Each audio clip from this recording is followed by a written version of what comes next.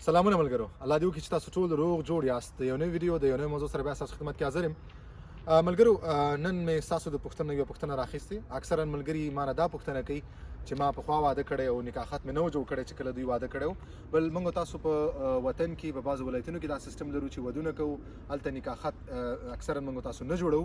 نو دې دپاره څه حل دی؟ دوی څه کولی شي؟ څنګه دوی نکاحات جوړولی شي؟ ګورئ ملګرو، نکاحات دپاره باید دواړه موجود یاست، میرمن او خاوند دواړه هلته موجود دي.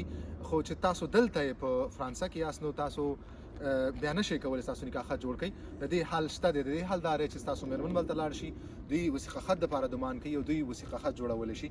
په وثیقه خط کې 15 شاهدانو ته ضرورت دی. د خپل نږدې فامیل والا خلک تللی شي، هلته محکمه کې دې دپاره ډمان کولی شي او دوی شاهدي ورکوي او بیا وثیقه خط جوړیږي. هغه وثیقه خط چې کوم دی هغه تاسو په فرانسوي کې ترجمه کوئ، بیا هغه د وزارت خارجه نه ټاپه کوئ، هغې نه بعد تاسو بیا دلته راوړئ او خپل د فامیلي کیس دوسیه چې کوم د هغه تاسو مخکې پروسس کوئ، مخکې وړئ. بل دا دی بعضې ملګري داسې دي که هغوی چیرې غواړي چې دوی دلته اسناد اخیستي او دې نه بعد دوی وطن کوي، دوی نه بعد دوی وبخئ، دې نه بعد دوی واده کوي، نو دوی کولی شي چې پاکستان یا ایران یا چې کوم زموږ ستاسو همسایه ملک دلته تللی شي، هلته خپل فامیل راوښتلی شي. مثال پاکستان پېښور کې هلته خپل فامیل راوښتلی شي او هلته واده کولی شي دوی.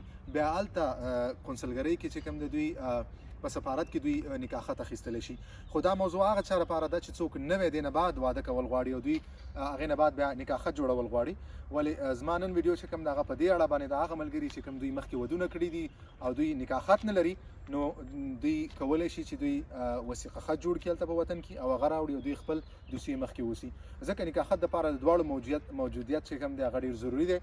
ولې کله چې خاوند دلته وي او ستاسو میرمن په وطن کې، نو دوی بیا وثیقه خط جوړولی شي او وثیقه خط دپاره لکه څرنګه چې ما مخکې ویلې تاسو 15 ګواهانو ته ضرورت دی. هغه پروسه یې ده، دوی محکمې ته ځي او هغه جوړیږي. هغې نه بعد دوی تاسو دغه وثیقه خط ترجمه کوي، ترجمې نه بعد یې وزارت خارجه نه ټاپه کوي، تصدیق یې کوي او خپل د دوسیې سره یې ضمیمه کوي تر څو ستاسو خپل فامیل راوستلو دپاره پروسه مخکې واوسئ. نو مننه ملګرو، دغه وه نننۍ پوښتنه. دې په اړه باندې دغه معلومات غوښتل چې تاسو سره شریک کړم.